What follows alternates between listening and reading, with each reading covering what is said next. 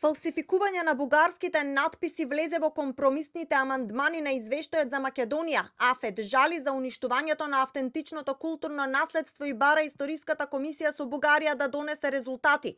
Во документот до кој дојде Телевизија 24 вчера доби зелено светло од Комитетот за надворешна политика на Европскиот парламент се пресликани делови од протоколот со Бугарија.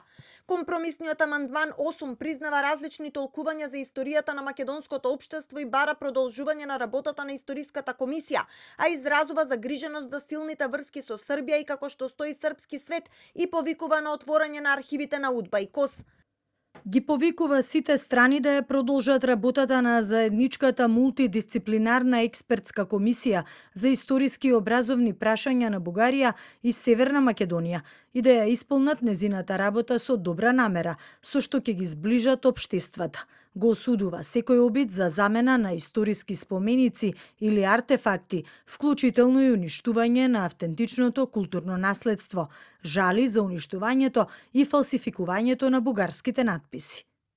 На повеќе места во документот се спомнува промената на уставот и се бара итно здружување на политичките сили во земјата да ги изгласаат уставните измени.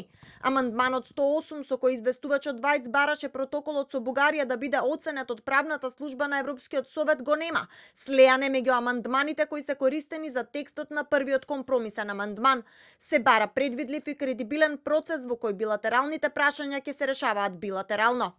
Нагласува дека јазичните, културните и националните идентитети се вистински темели на секоја земја и не треба да бидат доведени во прашање од трети страни. Забележува понатаму дека ваквите прашања не треба да влијаат на процесот на пристапување во Европската унија. Се потенцира политичка поларизација, умерен напредок во реформите на јавната администрација со барање за нејзина деполитизација, недоволен напредок и многу ниска доверба во судството, стратегија против корупцијата.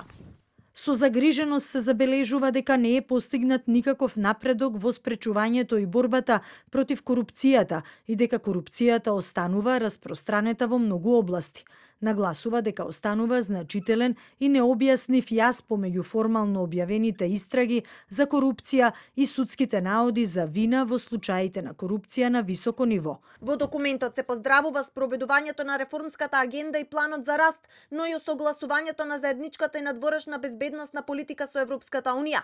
Сепак АФЕТ жали за воздржаноста на важни гласања во меѓународните тела место Македонија да ја следи мнозинската позиција на членките на ЕУ. Во компромисниот амандман 9 се повикува на заклучоците од јули 2022 година, каде се бара имплементација на уставните измени. Покрај компромисните амандмани, вчера АФЕТ изгласа и 2 амандмани на бугарските европратеници каде се бара имплементација на протоколите. Следен чекор е гласање на пленарна седница во Европскиот парламент.